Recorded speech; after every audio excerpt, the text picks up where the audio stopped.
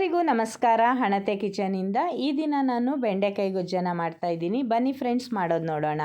ಮೊದಲಿಗೆ ನಾನು ಒಂದು ಚಿಕ್ಕ ಸೌಟಿನಲ್ಲಿ 4 ಸೌಟಷ್ಟು ಎಣ್ಣೆಯನ್ನು ಸೇರಿಸ್ಕೊಂಡಿದ್ದೀನಿ.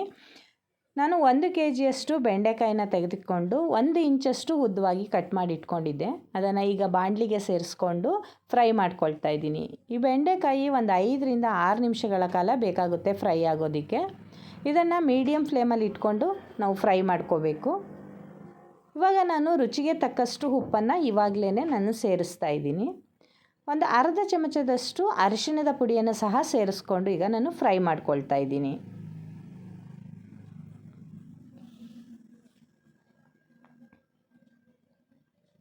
ಈ ರೀತಿಯಾಗಿ ಮೀಡಿಯಮ್ ಫ್ಲೇಮಲ್ಲಿ ಇಟ್ಕೊಂಡು ನಾವು ಬೆಂಡೆಕಾಯಿನ ಫ್ರೈ ಮಾಡ್ಕೋಬೇಕಾಗುತ್ತೆ. ಈ ಗೊಜ್ಜಿಗೆ ಮಸಾಲೆಯನ್ನು ರುಬ್ಕೊಂಡು ಬರೋಣ. ಏನೇನು ಮಸಾಲೆ ಬೇಕು ಅನ್ನೋದನ್ನ ಈಗ ನಾನು ಹೇಳ್ತೀನಿ. ಒಂದು ಮಿಕ್ಸಿ ಜಾರನ್ನು ತೆಗೆದುಕೊಂಡು ಸ್ವಲ್ಪ ಪುದೀನ ಸೊಪ್ಪು, ಸ್ವಲ್ಪ ಕೊತ್ತಂಬರಿ ಸೊಪ್ಪು ಸೇರಿಸ್ಕೊಂಡಿದ್ದೀನಿ. ಒಂದು ಚಿಕ್ಕದು ಈರುಳ್ಳಿಯನ್ನು ಕಟ್ ಮಾಡಿ ಹಾಕ್ಕೊಂಡಿದ್ದೀನಿ.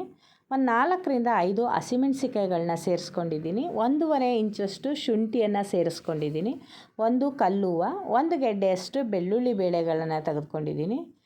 ಒಂದು 2 ರಿಂದ 3 ಪೀಸು ಚಿಕ್ಕದು ಚಕ್ಕೆಯನ್ನು ತೆಗೆದುಕೊಂಡಿದ್ದೀನಿ. ಒಂದು 4 ಲವಂಗ, ಒಂದು 2 ಏಲಕ್ಕಿ, ಸ್ವಲ್ಪ ಕಾಯಿ ತುರಿಯನ್ನು ಸೇರಿಸ್ಕೊಂಡಿದ್ದೀನಿ. ಇದಕ್ಕೆ ಸ್ವಲ್ಪ ಹುರ್ಗಡ್ಲೆಯನ್ನು ಸೇರಿಸ್ಕೊಂಡಿದ್ದೀನಿ. 1 ಚಮಚದಷ್ಟು ಗಸಗಸೆಯನ್ನು ಸೇರಿಸ್ಕೊಂಡು ನೈಸಾಗಿ ರುಬ್ಕೊಂಡು ಬರ್ತೀನಿ.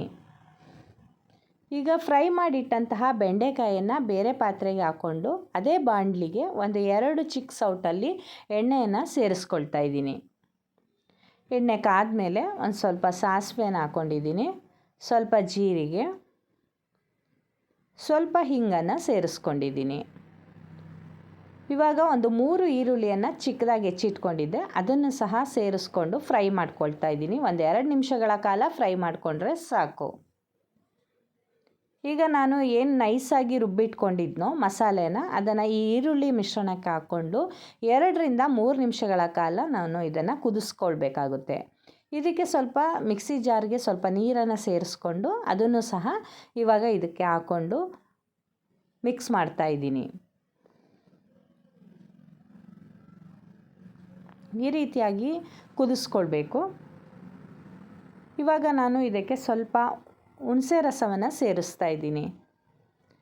ಸ್ವಲ್ಪ ಬೆಲ್ಲವನ್ನು ಹಾಕ್ತಾಯಿದ್ದೀನಿ. ಬೆಲ್ಲ ಹಾಕೋದ್ರಿಂದ ಟೇಸ್ಟ್ ಚೆನ್ನಾಗಿರುತ್ತೆ ಅಂತ ನಾವು ಬೆಲ್ಲನ ಹಾಕ್ತಾಯಿದ್ದೀನಿ. ಸಾಮಾನ್ಯ ಎಲ್ಲ ಗ್ರೇವಿಗಳಿಗೂ ಸಹ ಸ್ವಲ್ಪ ಬೆಲ್ಲವನ್ನು ಹಾಕೋದ್ರಿಂದ ಟೇಸ್ಟು ಚೆನ್ನಾಗಿ ಬರುತ್ತೆ. ಈಗ ನಾನು ಏನು ಮಾಡಿಟ್ಕೊಂಡಿದ್ನೋ ಬೆಂಡೆಕಾಯಿನ ಹುರಿದು ಅದನ್ನು ಇವಾಗ ಸೇರಿಸ್ಕೊಳ್ತಾ ಇದ್ದೀನಿ. ಸೇರಿಸ್ಕೊಂಡು ಇದನ್ನು ಮಿಕ್ಸ್ ಮಾಡ್ಕೊಳ್ತೀನಿ ಎಲ್ಲವನ್ನು.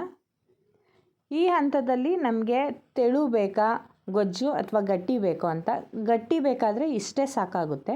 ತೆಳು ಬೇಕು ಅಂದರೆ ಸ್ವಲ್ಪ ನೀರನ್ನು ಸೇರಿಸ್ಕೊಳ್ಬೇಕು. ನನಗೆ ಸ್ವಲ್ಪ ತೆಳು ಬೇಕು ಅನ್ನಿಸ್ತು, ಹಾಗಾಗಿ ಸ್ವಲ್ಪ ನೀರನ್ನು ಸೇರಿಸ್ಕೊಂಡು ತೆಳು ಮಾಡ್ಕೊಂಡಿದ್ದೀನಿ. ಈಗ ಕೊನೆಯಲ್ಲಿ ಕೊತ್ತಂಬರಿ ಸೊಪ್ಪನ್ನು ಮಿಕ್ಸ್ ಮಾಡ್ಕೊಳ್ತೀನಿ.